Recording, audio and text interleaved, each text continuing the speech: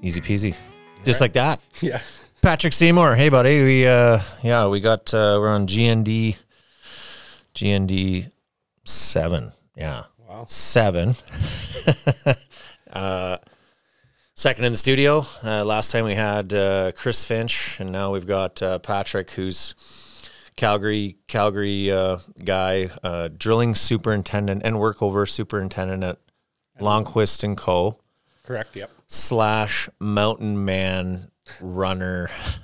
I don't know how we label you, but you're we'll get into all that stuff, but you're a heavy mountain guy, correct? Welcome. Yeah, I'd be like an ultra mountain runner, ultra distance mountain runner. Yep. And drilling soup with Longquist. Yeah, so right off the bat, that already you might be probably somewhat of an enigma, would you not, in that world, being a mountain runner / Yeah, I don't know. I don't drilling know if there's guy? any other. There's a couple guys that like to get out in the mountains and or in the oil and gas business. You know, Yeah. like, I don't know if you know Ryan Quinn. Nope. He's another guy. He's a sales guy. He was with Quinn Wireline for forever, and yeah, Okay. So he's a guy I get out with pretty often. And there's a couple that that definitely dabble in the mountain game there. So Okay, cool. Well, we'll get into how you discovered the running and all that good stuff. But so how long have you been in? And for the record, we both come from the drilling world. I have been peddling or selling drilling rigs / now I sell directional drilling downhole for Lone Star Directional, which is the company that started up in Saskatchewan initially. That's who I currently work for, but you are a superintendent, and so what does that involve, and how long have you been doing it? And it's crazy to think. I mean, I remember being the young guys and kind of looking sideways at the older guys at the table beside us, and I was just thinking actually on my run this morning that I think we're the old guys now. So we are, buddy. Yeah. So I'm third generation oil and gas guy, drilling rig guy. My grandpa was obviously in the business. My dad, he's been in the business his whole life, and then now myself. Lance, yeah. He's a legend. You know, he is, yeah. I think he is, yeah. He's a great guy. He's taught me everything I know. Yeah. And, among other people, but Sure. but yeah, he's been a big part of doing what I do. And you know, now I got my kids both. My youngest especially is always asking about my work, and I just tell him, nope, we aren't talking about it. Be a lawyer or something like that. But Why is that? Why did you choose to do that? Like, you don't think it's a good direction to go in, or just you're just like, I don't want to go there. I don't know. I do think it's a good direction. I think we're starting to see a little bit of a change in attitude, and that's one of the nice things working with Longquist, where I'm at now. Yeah, is we do a lot of stuff outside the oil and gas space. A lot of green energy type stuff, like carbon capture is a major part of our business. Underground storage, hydrogen, compressed air storage, things like that, and it's really nice because we constantly always have stuff on the go when it comes to even when the price of oil's lower. Yeah, right. So. No, I mean, I don't not want my kids to get in this business, but it is a tough business. I mean, as you know, right? We feel like we're under attack all the time, and because everybody outside of our industry maybe doesn't, and no fault of their own, they don't understand when the constant messaging from above is oil bad, and we need to, and climate change, of course, and all that stuff. It's not that we don't believe in any of that stuff. We're always having to defend our livelihood, right? Yeah, I mean, I believe in climate change. Sure.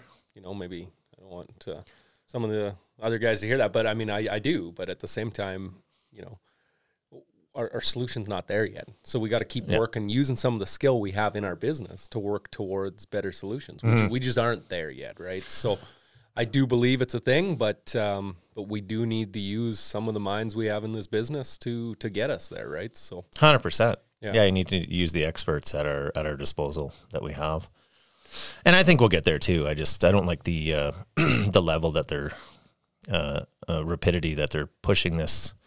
It's so fast. But anyway, so how long have you been in drilling for, or in the energy sector, even before you got into the office, let's say? So I was on the rigs before I went to SAIT, and then I graduated from SAIT in 2005. So what's that, 18 years ago? Man.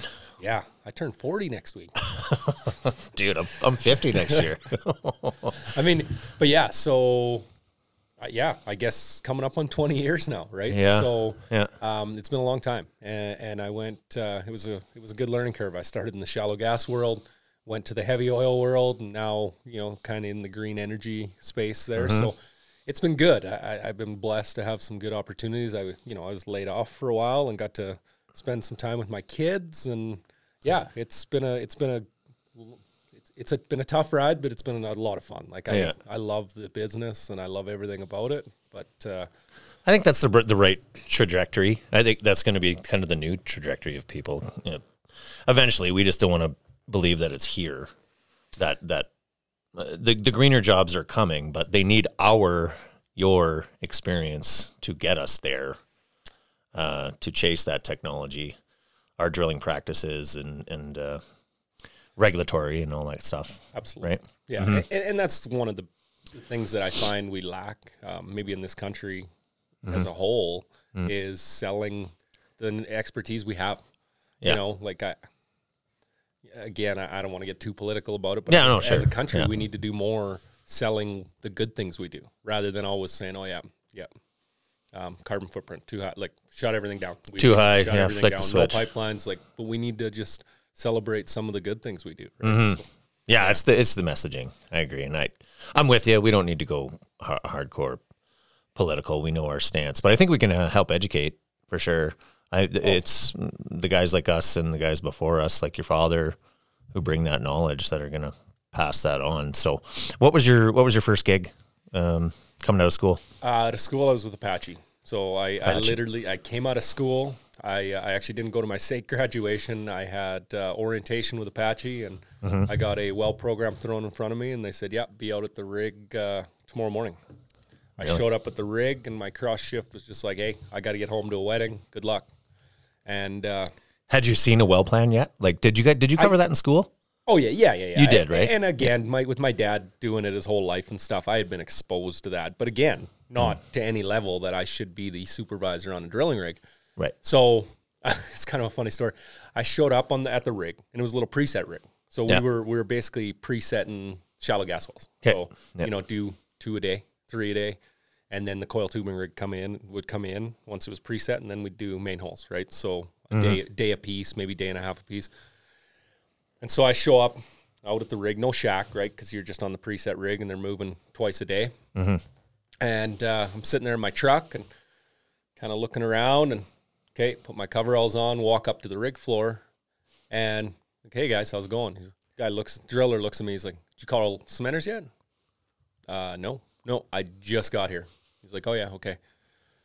8-hour lead time. Like, we're going to be cementing here in about 3 hours. Oh, okay. Well, that's good to know now. Like, maybe my cross shift before he walked out, maybe just give me a little bit of a heads up there, or maybe just do it on his way out. Yeah. And, I still remember the next morning, the drilling soup, I call him, let him know what's going on. He's like, oh, what's the downtime for? Cementers were late. Well, we got to have them out there on time, right? Well, yeah, I didn't know I needed to be calling him on my way out to the rig. And, he unloaded on me for about 10 minutes, and I was like, okay, like, that's perfect. But it kind of lends itself to how I've always been better at doing my job when I get thrown in the fire. Well, that is a big part of our industry, right? Sure. Throw you into the fire, and maybe it shouldn't be. I think a lot of industries are like that anyway. But like you said, you excelled in that kind of scenario, right? Yeah, I mean, and even you look at a big chunk of my job now is U.S. stuff. U.S. Okay. Yeah. So my boss will say, okay, we got a new drill in West Virginia. Yep. Okay. I've never drilled well in West Virginia at the time. Okay. Let's figure out who the services are out there. So I'm on Google figuring out who the services are, looking at offset wells. Okay. Who did they use? And trying to get phone numbers and stuff. And I've always excelled like that. Yep. Throw me in the fire. That's how, at one time at Husky, like, we'd have 13 rigs running. Oh yeah, you guys were busier than hell. Sorry, I'd have 13 rigs. You would, one of our other soups would go on holidays, and I'd take their rigs, and you got 13 rigs. Like, you're in the fire. Like, you don't even have time to be actually doing a. And those are moving. Those are moving every day, right? Yeah, like that's been my biggest thing is I've always been on, you know, some of the quicker projects, like some of the shallower projects and stuff like that, right? So yeah, it's going. It's moving. It's going. I became a little bit of a logistical expert more than a drilling soup, right? Right, yeah. Oh, makes total sense. Just as we're talking here, you know, and I'm listening to the types of rigs and like presetting and offsets and humor me here. I think it might even be worth it to kind of explain to some people who may not even be from the industry, like what goes into drilling and what is a rig, like even just explaining the simple, like I'll go first. Sure. So, because I keep thinking of people that watch and look at our industry and just think, well, what are they talking about and what's drilling? But I'm thinking like a drilling 101, like a drilling rig, there's a single, a double, and a triple. Yep. Okay, so we move them in, and that's based on the length of the drill pipe, what can fit in the derrick and how much they can run into the hole at one time. So a drill pipe is 9 meters or 30 feet, correct? Yep. That's one stand of pipe. That would be a single drilling rig essentially without getting into all the other, like we'll simplify. Yeah. A double is 2 stands, 18 meters-ish, 60 feet. Yep. Into that the derrick looks like the tower on a drilling rig. 3 stands would be a triple rig, and all that means is their depth capacity, how far those rigs can go on a triple. That's when you're getting into the big daddies, so we're talking 5,000 meter plus or 20,000 feet in the US. Yep. Right? So you've worked on every single kind of rig, I would imagine, or most, because you have a lot of heavy oil experience, right? Yeah. So a lot of smaller type rigs, or mostly. I mean, mostly rig. Primarily from the office level was on the smaller rigs. Yeah, and so coring and presets and I don't know, some doubles and a lot of doubles, slant right? Rigs, slant rigs. Yeah, there's another one, slants, right? Yeah, like that one you sold me where you couldn't even stand on the floor because anyways, that might be getting too far into the weeds there, but oh, I remember that one. Yeah. What was that one? 431. Yeah, 431. We don't say the company name, but I know, I remember 431. That was a fun project. Yeah, it was good. It was a great project. Nailed it. Yeah, told by my manager we couldn't have any issues, and what were we? I don't remember. 2 days into the project, and you just 2 days in. Yeah, what happened? Just happened to be down in California, and we had a guy pinch his finger, and we had a pinch finger. Yeah. Well, I was at the Big Four, so I had to go party. No doubt. I mean, that's a great phone call having that. You called me. Had to fly back and hit the rig right away. Yeah, I remember. Yeah. You know, it's funny though, like when you bring up those days and just how busy we were. I mean, this is I definitely wanted to bring this up, like just how much I identified with my job, right? Like, so people, and this is sad for me to sit here and say, but at that point in my life, at just about 30 years old, people would look at me and say, okay, how do you identify? Yeah. I'd be like, oh, I'm a drilling superintendent and a father, a husband, family man. And then I do, I got the odd hobbies, like I play hockey and stuff like that. But I was always the drilling superintendent. That's who I am. And I never understood that. And, like that was our business. Everybody identified with their jobs. You were downtown late, you were going to hockey games, you were going for dinner before the hockey game. It's basically coffee to lunch to dinner before the hockey game to the hockey game to the casino after, right? Like we were always immersed in that that lifestyle. Well, it was 7 nights a week. 100%. I mean, it was taking rig calls and stuff like that. Like that was our lives. Yep. And it was crazy to think. So when I got laid off, and I think I've shared this with you before. What year was that again? 2015. Okay. It was either 2015 or 2016. Anyways, it was the big layoff there with that company, and I still remember, my team lead and I were in the office, in his office, talking about who at the company we thought would get laid off. And he's looking at me, he's like, oh, you're a young guy, you'll be here till they turn the lights off. Right. And my then GM came to me, hey, Patrick, I need to see you in the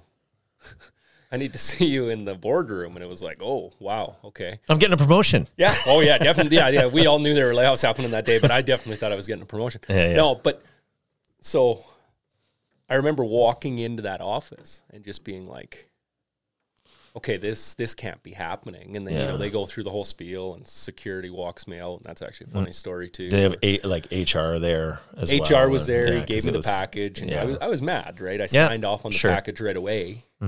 And that was, it's hard. It was hard. You know, it was a tough thing. Like I remember standing there and we were in cubicles at the time. Yeah. And I was biking in the office every day. And I still remember, I'll never forget this moment, but you know, security guy standing beside me like, oh, you ride your bike every day, I heard. Yeah. Okay, where do you usually change at? Oh, downstairs, there's a little locker room, showers and stuff. Oh, yeah, no, that's company property. You can't go down there. I was like, oh, okay, well, what about a meeting room? We're using all those for layoffs. Okay, well, what are my options? Well, I don't know. And I was like, okay. So I just stripped down right in front of everybody, cubicles. By then, people are, you know, hearing the layoffs are happening. So they're coming downstairs and walking around and looking over, and I'm just kind of waving, just stripping down, changing into my bike stuff. And security guy's like, oh, this is making me a little uncomfortable right now. I was like, yeah, I'm a little uncomfortable too. Like, my life's ruined. I've been working for this company for 12 years and you're walking me out. But, you know, I still remember. It's a hard time, man. Well, and I was so regimented with my schedule. You know, like I'd be up at 3 a.m, downtown, go for a run, you know, do all my rig call. Like I had this schedule. And this was my life. And again, I identified with this life. And it was kind of chaotic. It was chaotic. Yeah, but you liked it. Sure. Yeah. And I still remember the next day, I woke up and I still drove to the same spot. I still, you know, I still went through with my whole routine. But I was like, I can't get in this building. Like, this isn't my job anymore. Yeah. And it took me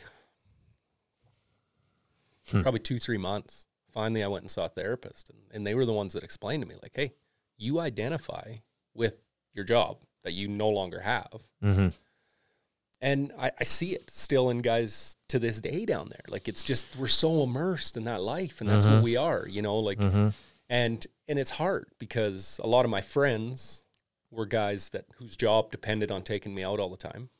Yep. Right. So they're the guys that you're going through that realization, like, oh man, was I buddies with these people, or were they truly friends? Are they? Yeah. Yeah. And there were guys like yourself. Like you reached out to me, like we probably talked 10 times while I was off. Right. And, you know, unfortunately my wife's going through the same thing right now. She was at her job for 17 years and going through the same thing. And it's a lonely feeling, right? Because, you know, and then you're getting these messages like, oh, I want to, you know, that's awesome. I'm glad you're not there. We're going to hire you, but it's not the right time. Oh, it's hard getting back. The hiring process in any, it's long, tough. Yeah, it's tormenting. Well, I still remember, I think one of the engineers I had working with me at Longquist handed me one of your business cards and said that you had drove me Uber. And I was just really like I had a gut punch. I was like, oh, you know, like, it's true. Man, yeah, I did Uber. If you wanna like check your humility, if you wanna check your ego, yeah, I recommend taking up Uber driving. I don't know, to set the stage. Like, to be clear, I did it. I did start a company, or I attempted to start a company. But you know, we built a drilling rig in this, you know, Great Northern Drilling stuff. I don't want to beat the shit out of that, but we built a rig and tried to make a company, and then we were starving, had to make money, and so I did. Dana, my wife, did say, she made a joke about it early on, like, shit, you're gonna need to drive an Uber or something to keep us going. We were like, ha. And then, you know, 6 months later, I was like, maybe I should. I mean, I've picked up buddies who are still working downtown in my truck, driving the Uber, you know, not with the tail between the legs. They're kind of like, man, you know, but most of the people, they were pretty like, that's awesome. Good for you. Great. I think it's great. Yeah. Give you a tip or whatever. Yeah. Or they'd have insider knowledge on who's hiring. And so I don't care. You just do whatever it takes to live, for sure. But that's crazy. I didn't know a guy. No, yeah. It's well, and I interviewed to be the maintenance guy at the community center in Bragg Creek. And they basically looked at me and they're like, hey, you know, as soon as you get an oil and gas job, you're going to leave. And I remember sitting with my wife being like, well, no, this is close to home. You know, here's all the benefits. And then I'm like, yeah, no. Like, I'm not staying. Yeah. Right. Because one, I love my job. Like, I love the oil and gas business. Of course. It's my, you know, number one love career-wise. And the money's better. Right. So I'm like, of course, to support family, I'm going to do it. Yeah. But well, going through the whole the layoff time, I mean, that it was, no, there was a crash. There was a price crash, first of all. That's what set this whole thing off. And then, you know, obviously government policy and everything got in the way after that further hampered us. But I remember, 14. So I think I would have, no, I got it in 16. So it was after you. You were already gone. When did you say you got laid off from Husky? 15 or 16? I think it was 15. 15, yeah. Because, I mean, 15 was the big year, but I remember, like, so I was managing at a big drilling company at the time. I don't need to say the name, doesn't matter. But I was managing the marketing side of the drilling rigs. And so I had kind of partially built that team. And so they're all friends, and I'm friends with the family, and they're all my buds. And then it's like, here, you got to, I often say it was like being handed a gun with only a couple of bullets. And it's like, well, you got to pick someone, essentially. It's a numbers thing. Pick people. And so they had to like sit at their desk, and I had to, if I came and knocked on the door, they were gone. And I'll never forget that. It was awful. I know it's not unlike many other big corporate places, but they're just sitting there waiting. If they get the tap, that means you're fired, and you can't give a reason because there is no real reason other than we're trimming. There's a crash, so it's a numbers game. It's a numbers game, and you have to pick some people, and it was just a terrible place. And then I remember saying specifically after, because it was such a bad experience, and we were sitting with upper management, and I'm like, if you guys turn around and fire me, I'm going to go postal. And I did get fired, of course. And then everybody up the chain eventually got it anyway, but it's hard. That's a hard experience to go through, the layoffs. That's the hard part about the energy sector. Sure. And that's where, back to my comment about we need to start promoting the toughness we have in this business. And that's why when my son starts asking questions and saying that he wants to go in that road, it's hard for me. But, you know, you look at like my dad, like the biggest thing, like he was gone all the time growing up. Yep. And you think of the amount he's missed. And I mean, that's my biggest thing that I love about my boss that I have now and the job I have now is he understands the value of family, right? So if the kids are off school and I'm like, hey, I want to get them out for a hike, no questions asked. I'm like, I got my phone. I'll put my 8 hours in, but I just want to get them out. And no questions asked, right? But you look at my dad's situation. He was driving cab in the 80s just to put food on the table. I've never missed a meal in my life. Yeah. And he did all he could. And just to put the food, like similar to like we were just saying, you know, I remember times as a kid, you know, like going out to the rig for Christmas or just him not being around. I think maybe 3-4 times in my life he'd been around for Christmas, right? And I look now, I struggle when I'm gone 2-3 days away from the boys. You know, when I'm not there for one of his hockey practices, I'm like, oh man, you know, and I look at my dad, like and it wasn't in the sad. He doesn't know anything different anymore. Yeah. No, and the sad thing is it took until I was older to really see how proud I am of the way he raised us. Like I couldn't do what he did. Like, and you're thinking, that's the oil and gas business before cell phones. You know, like he's waiting until the once a week that he can go to town and go to a payphone and call. Go and call. Different, yeah. We just get weaker every generation, right? Or softer. But that's what I'm saying, though. Like I think as a society, rather than say oil and gas bad, we need to celebrate the hard workers that we have in this business and the things they've done and use that to help come up with solutions for the future. 100%. Because the answer's in those offices downtown. It is. We just need to embrace that, right? So just trying to get that messaging out. I think we try to, because we all understand. I know everybody else, we have a perception of how we think the rest of the country looks at us and vice versa. But I don't, we know how well we are with the environmental and regulatory and what's coming, and we know the studies on the carbon capture and the hydrogen and everything's coming, but we need to keep pushing on the LNG and the oil and gas and to get the messaging out. And I know there's lots of campaigns from various companies, including, you know, the government, and pumping messages that oil and gas is okay and we'll get to the 2035 or 2050 or whatever the cutoff. I think Danielle's trying to say 2050. I'm not sure, but it's getting our messaging out to the rest of the country that it's okay. Like, it's not our fault that we're dependent the way we are. It's just where we're at. I mean, and we've talked about this before too. Like we lack logical thinking in the society now. We do. And again, I don't want to go down this wormhole. No. But, you know, you're either this or this, right? You're either pro oil and gas or not. You either believe in climate change or you don't. And it's like, But I think as a whole, society falls in the middle of all these things. We're all in the middle. There's your extreme eco warrior, and you've also got your extreme drill, baby, drill, put it in the ground, don't give a shit about anything, and we're all bobbling somewhere in the middle, and we all like, well, yeah, we should be better, but it's okay. I mean, we still need the oil, and don't tax me out of the ass, but I will try to be better, and we're all in the middle. Well, I mean, I drove to Edmonton a couple weeks ago to go up to that Heritage Classic game, and I didn't see an electric vehicle on the road the whole time, So for these people that are strong on the one side, being like, hey, oil and gas is dead. It's like, yeah, I don't think it is. Like, I don't think we're as far along as really not. Right. But to say that, if you gave me a better option and I didn't have to go spend $1.62 a liter on diesel for my truck, then I'm pretty cheap. Yeah, you know what? I'll take it. But yeah, I mean, and it's funny listening to my wife talking. 'Cause she was in a developer, like as a home developer, and they meet with City of Calgary about these green communities. Yeah, sure. And we don't have the infrastructure to handle more than, I think it was like 5 electric vehicles per city block. Well, how many houses are on a city block? Like, how are we going to be fully electric by whatever 2030 was their target? It's like, well, we just can't do it. We can't. We know we can slowly get there. Sure. Actually, Dana and I, we looked at a vehicle. Dana needed a new car. And we just said, you know what? Let's look at the electric. I'm in oil and gas. We're like, let's go look at it and find out if they work or, and I think we ended up focusing on, I can't remember the brand, but it was a hybrid. Okay.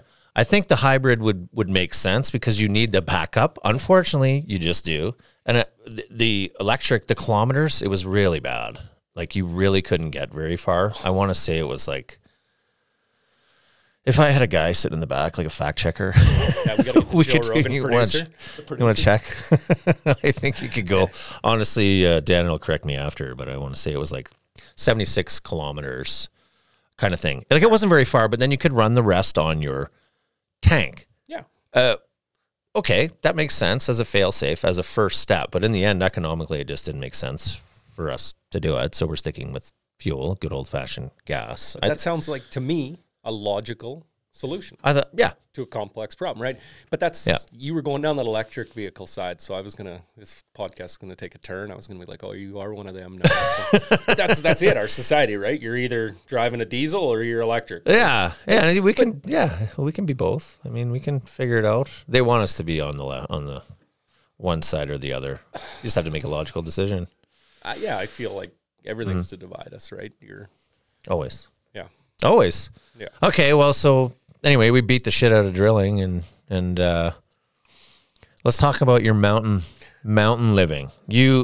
So you spent all these years in drilling. You're still in drilling, and the energy sector. Somewhere along the way, you decide you're just going to summit every mountain on Earth in the fastest way possible. Yeah. How did all this come about? What was going on there? Well, I think you can take it back. I think I was still at Husky when it first started, and I was just happened to be down in Arizona. Just one of my buddies was getting ready for his CFL season, and he was a quarterback, and he's like, hey, you're down at our place. Just I got to throw. Can you catch some passes from me? And I used to do that with him all the time. And this one particular time is, in all fairness to me, it was hot, right? But I was out of shape. Like, I'd run 10-yard outs, and I'd be like, breathing. I don't want to breathe too heavy in the microphone, but I imagine you can understand how that went. And, he just kind of said, look, you need to lose weight. You're unhealthy. And this is just your pal telling you. Yeah. And here I'm coming out of my 20s. And in my 20s, I could eat anything. Like, I've always been pretty skinny, and I started going when I was at Husky. That Belfry place was across the road. And so good. Some vendor would take me for a small Hawaiian pizza every day. And I just remember 5 days a week, I'm eating pizza, drinking beer. So I'm sitting there. It's a pretty good life. It is, yeah. Again, identifying as the job, right? Yeah. So then he kind of tells me, okay, you got to lose some weight. I was like, okay, fair enough. See how this goes. And I'm kind of looking at myself in the mirror. I'm like, yeah, you know what? I could afford to lose some weight. Looking at old pictures of me, like, yeah. And so, growing up in sports, running was always a punishment, right? And that's how it started for me, right? I would punish myself. I'd go out, and we had the dog. We were living in Redwood on the trails at the time, beautiful. I'd go out on the river, and I'd run 100 meters. Yeah. And be like, yeah, I'm going to walk my Done. dog the rest of the way. But, you know, that 100 meters, that's going to get me to a nice chiseled physique here if I do that long enough. And, you know, I just kept playing. I'm really competitive, you know, and I guess I'll get into this, I'm sure, later, but I really care what people think, right? So I'm like, okay, well, if people think I'm fat, then I'm going to get skinny. Well, that hits home. Guys are especially good at it. Like, you're actually kind of, you know, you should probably lose something. You know, guys are good at saying and voicing. Sure. You know, yeah, you took it to heart. Yeah. So I started playing games with myself. Okay, I ran 100 meters last time. Okay, I'll go 200. I'd pick trees. You know, I'd be like, okay, I'll run to that tree and then I'm good. Yeah. And, you know, eventually I was running 5 kilometers at a time, feeling good. Like, hey, 5Ks, no joke. That's good. This isn't a punishment, you know, and I'm thinking a lot. I'm going through my next day, like, okay, you know, and I started using it as like just 5K. So, you know, half hour, whatever it was taking me to myself, that I could just use that to not only get in better shape, but use that as kind of me time just to unwind or think of stuff for the next day. Focus, right? That's actually a key word. And I just kept going, you know, and I'd get inspired by people that were going out and doing longer stuff and kind of look at that and be like, I'll never do that. But just play games with myself. Like, oh, there's guys that run 100 miles. There's no way. I'll never be able to do that. Yeah. But I'll run a 10K. Okay, I'll run a 10K faster. Okay, you know what? Maybe I can start doing 12. You know, like, so I'm just progressing and just using people as inspiration. Yeah. And, you know, living out in Bread Creek, I'd be driving home. Beautiful. Yeah, it's nice out there. I'd be driving home from work and I'd see these mountains in the background. Yep. And I've always loved mountains. That's been a big thing from growing up. My grandparents love mountains. My parents love being in the mountains. Yep. So I'd see these mountains and I'd be like, you know what? I should start climbing those mountains. Hell yeah.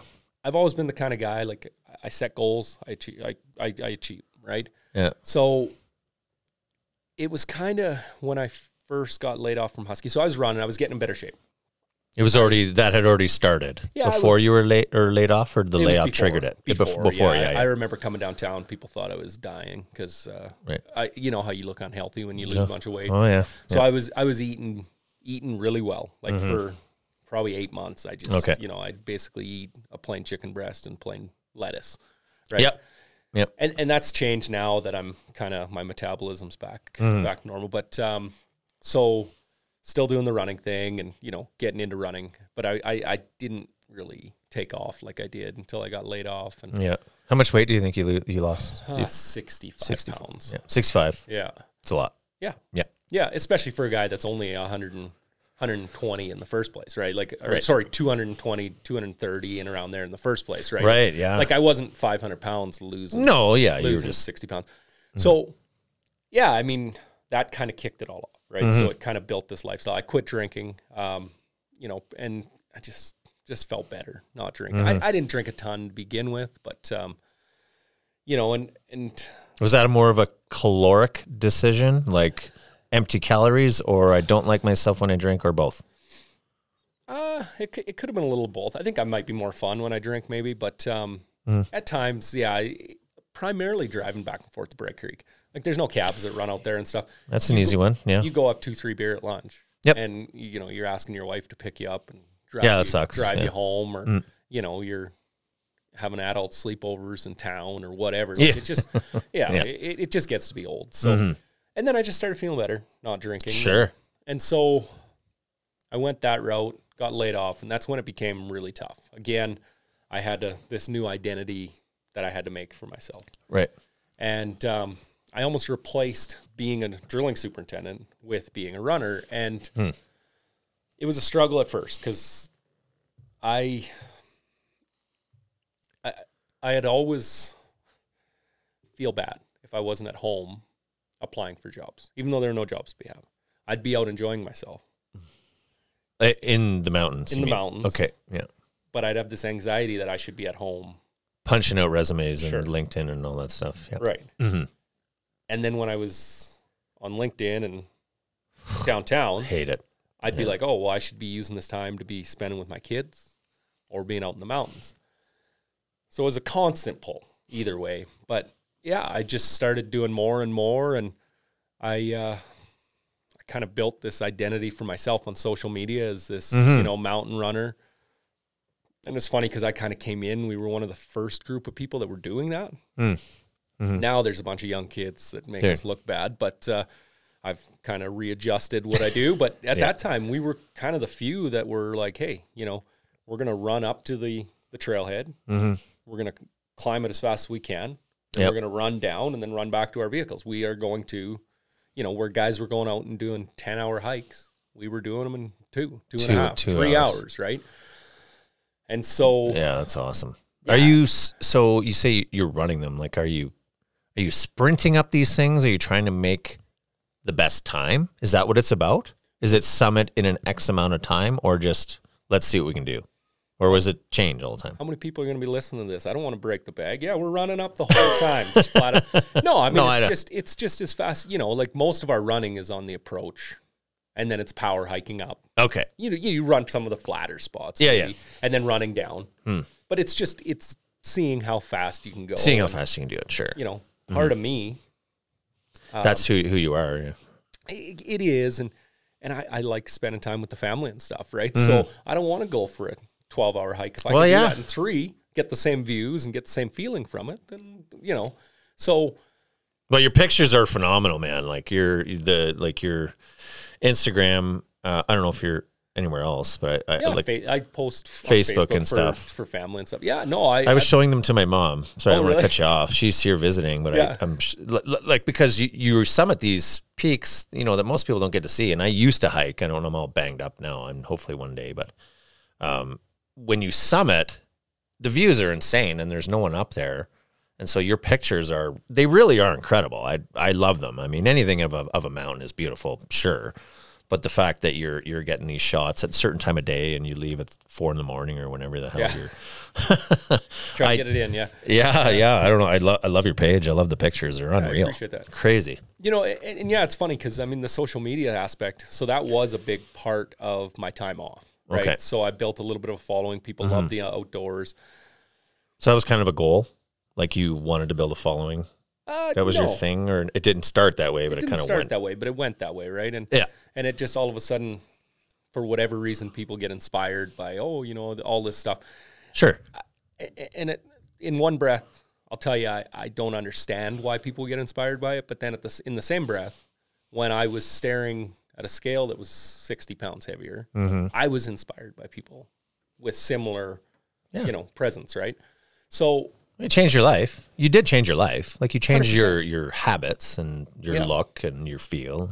Yeah, 100%. So I guess one of the things though that the social media kind of broke the kind of my perception on is this anxiety that I have about caring what people think. So this was probably my biggest revelation. So, you know, I'm laid off. I'm a laid off oil and gas guy. That really, you know, just doing my thing in that space. And then all of a sudden I'm this, I guess, mountain runner. And then all of a sudden I get a job and I'm happy doing that. Now I find this balance. Yeah. And I start wondering, I'm like, oh man, if I'm not posting pictures of me on the top of mountains every day, people are going to wonder if I'm just not good at it anymore, or if I just can't keep up, you know. You're in your own head. But I've always been like that. Okay. So this is when I started to realize I've had these thoughts since as long as I can remember. I care what people think. So all of a sudden, I'm like, okay, I need to understand this. So I start seeing a therapist, and I'm talking to her. And it's funny, though, because people that know yourself and know me have probably played hockey with me. Yep. And I was always probably considered to be a loose cannon on the ice, right? Yeah. And let's call it what it is. Yeah. Sorry for laughing. No, it's fine. Don't snap. But I was a hard guy to play hockey with. Yeah. And so I asked her that. I was like, I want to understand this, because when I'm upset playing hockey, I'm not mad at anybody. Like, I'm not mad at other people. I'm mad at myself. And she's like, oh, well, that's because you have ADHD. And I was like, what? She's like, yeah, no, you care what people think. And I was like, well, what do you mean I care what, like, no, that's not it. That can't be it. Yeah. She's like, well, no, like, tell me what's going through your head. And I'd see you guys, you know, that played high level hockey, like pro hockey, wherever. And I'd be playing a game of hockey with you guys. Yeah. And I would, in my brain, would be like, oh, you need to be as good as them, or they're not going to invite you back out.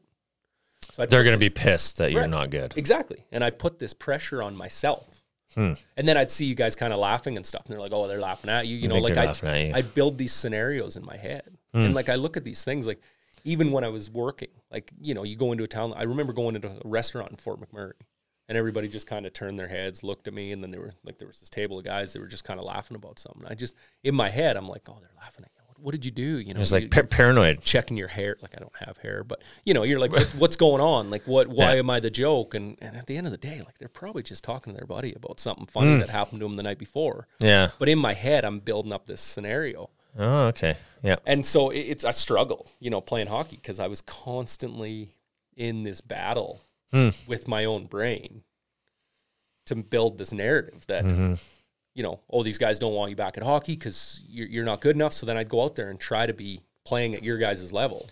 Right. And I didn't grow up playing hockey like you guys did. I didn't play high-level hockey. I'm not going to be as good as you. But you're a competitive guy, and you have this, you want to set the bar. And yeah, and that's why the running thing has been a good change of pace, because I can go out there on any given day and be as competitive with myself as I want. Yeah. Right? I can be... Yeah, you're challenging yourself to get better your time. And yeah, and nobody's watching it being like, oh, how fast did he do that today? Maybe some other runners. I don't know. Do you have like, would you call, is there some competitors out there that you follow that you...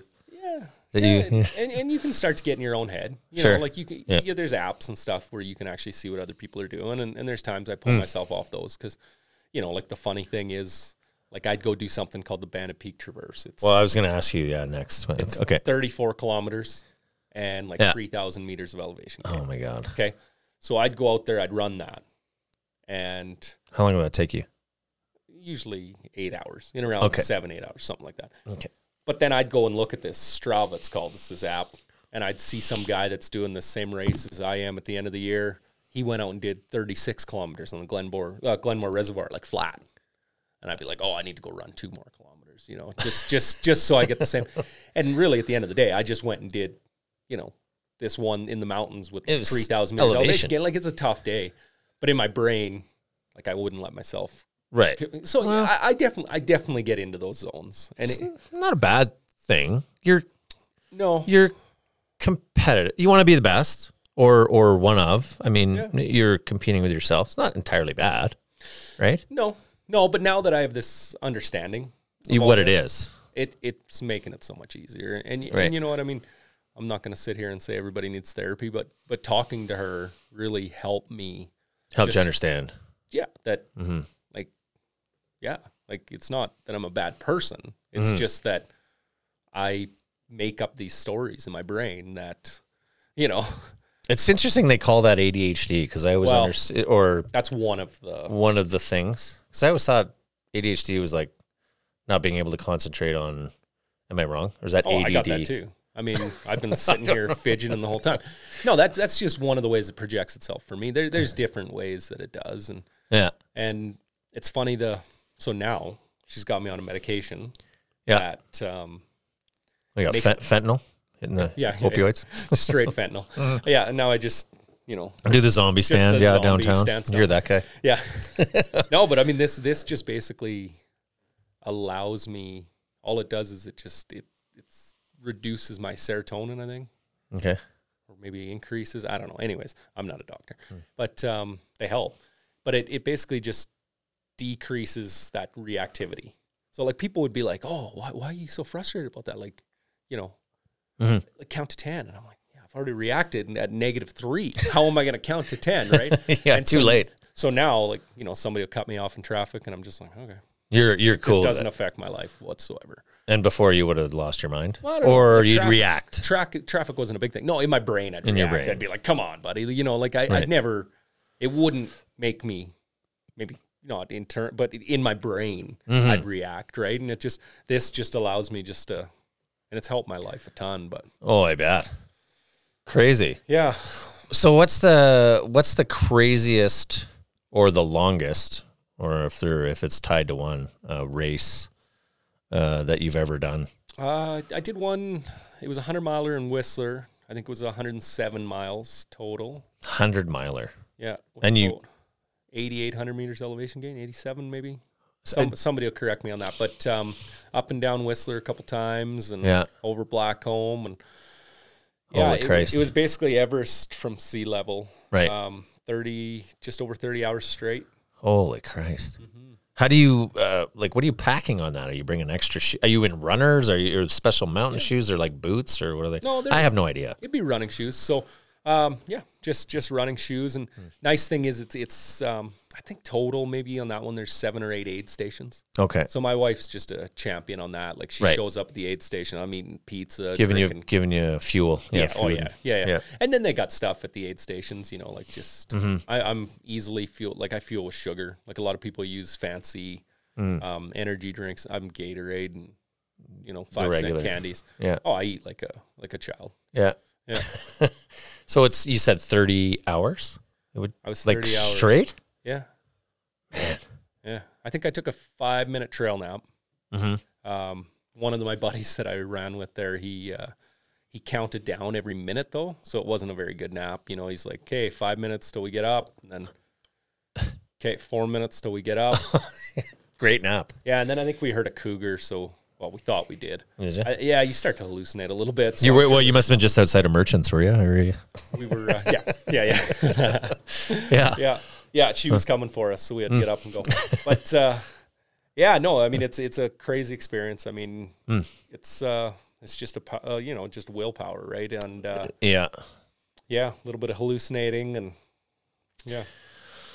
Oh, I love it. I love that you're into that stuff. It's kind of like I find it inspiring, and like I want to get back to. I was hiking, prior to all my injuries. I said I was gonna one day run with you up.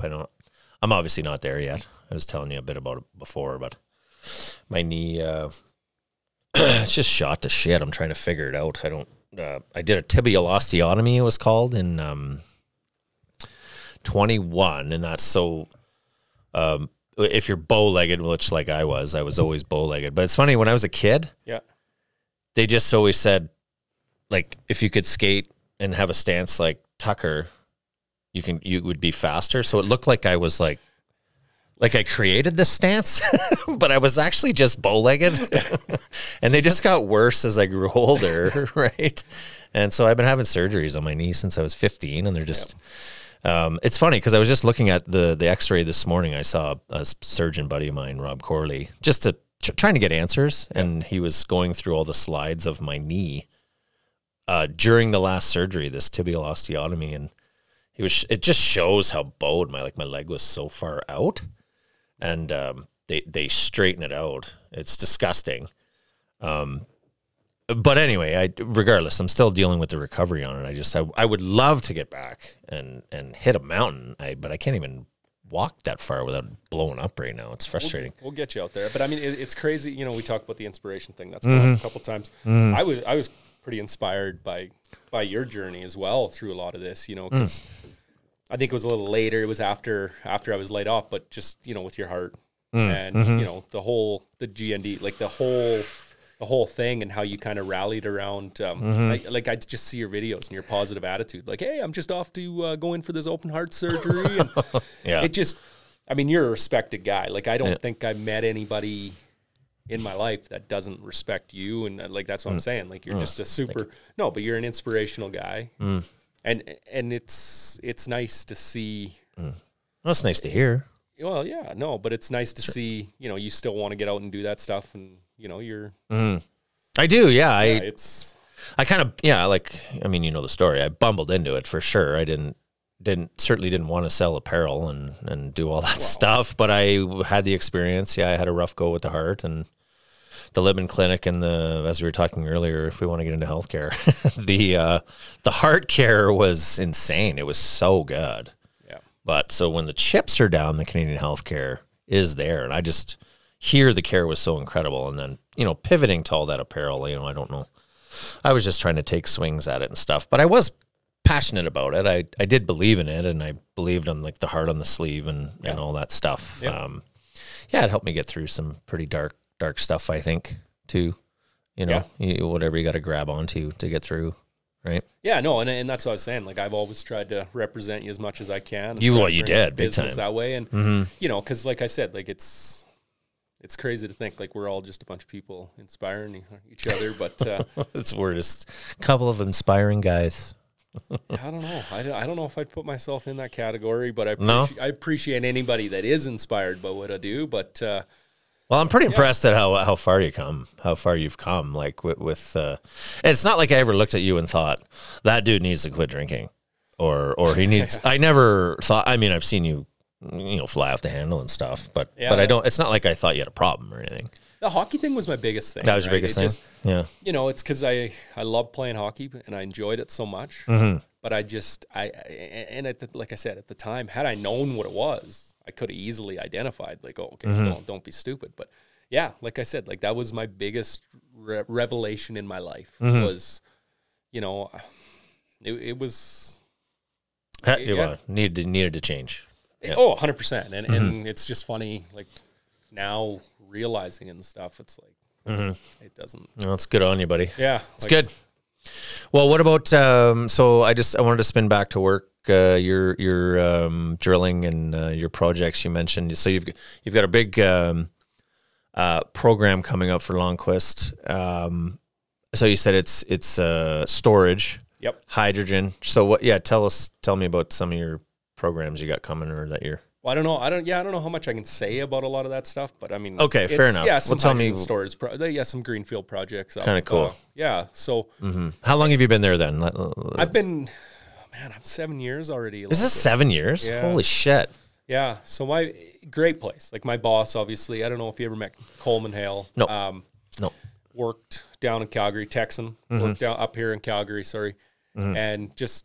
Incredible guy, like walking into the interview, like just knew right away, okay, that's a good spot. Yeah. And he's back down. He's VP down in Texas there now, and it's kind of just me and another engineer working out of the Calgary office. And yeah, he gets me a lot of the projects down south and stuff when we're not as busy up here. But yeah, it's primarily around the underground storage and carbon capture.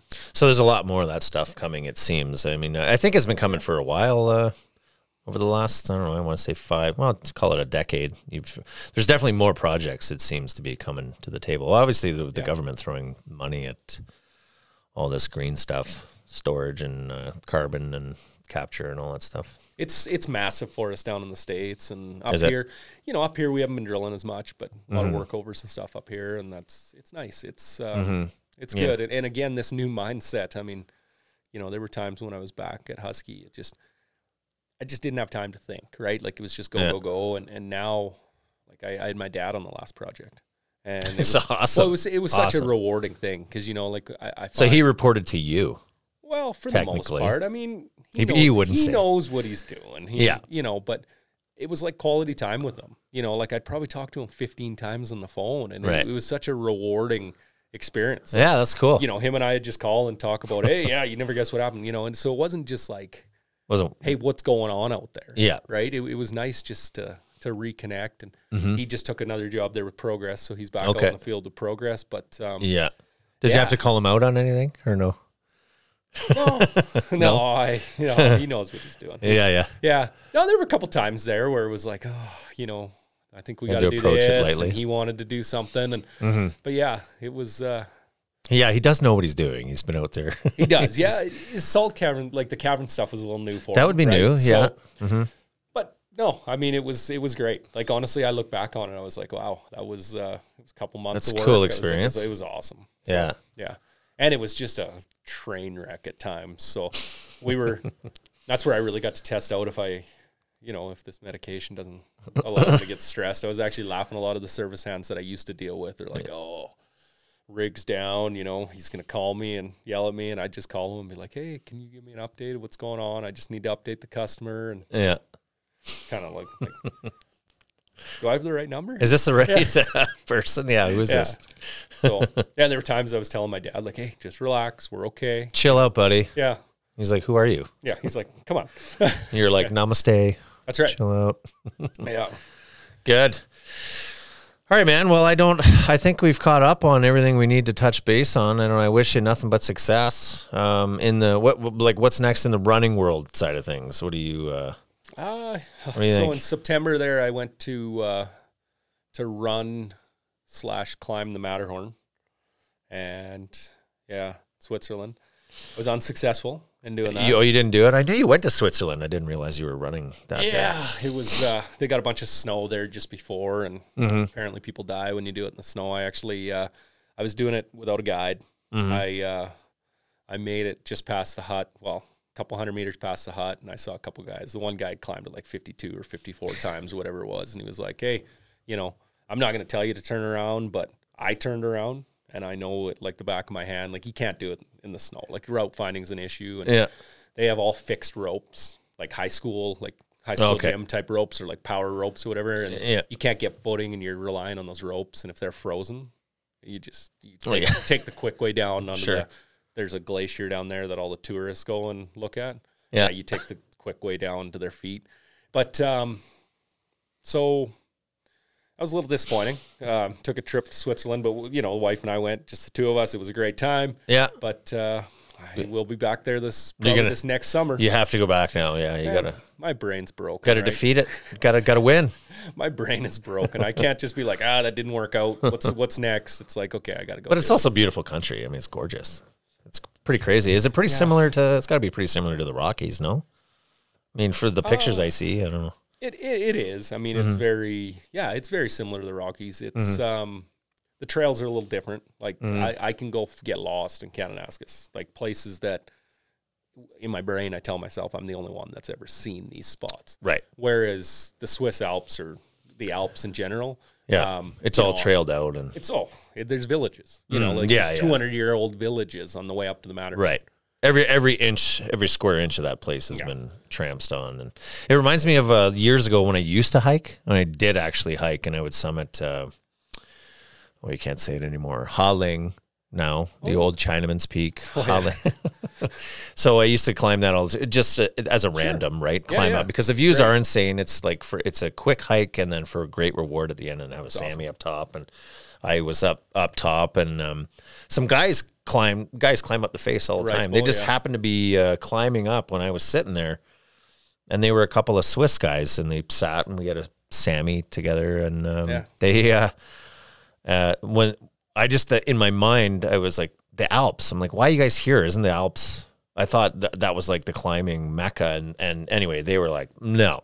They basically said, the Rockies, every single face, pitch, everything is different. You never know what you're going to get in the Rockies. And they said, all the Alps, it's the exact same thing over and over and over and over and over. Yeah, so all these. I guess not to get too not too rock. You can tell me this, but so we have a group of mountains. They're the 11,000ers. Okay, so what's that mean? 11,000 foot. 11,000 feet. Okay, and greater. Okay. The Matterhorn is just over 14. So 3,000 feet. So 1,000 meters, kilometer higher. But good rock all the way up. What's that mean? Like just like granites, things like that, right? Okay. Like hard rock. So we have like the Bugaboos or granite out here. But if you look, like a lot of the world-class climbers don't even touch the Rockies. It's just they're falling apart. A lot of those ridges you'll see pictures of me on, like they're falling apart. Really? Yeah. And that's why people die in the Rockies, right? Like it's lots of scree and crap like that too. Yeah, I suppose. Yeah, Colorado, for example, they have their 14,000 foot peaks. I think there's 50 some of those.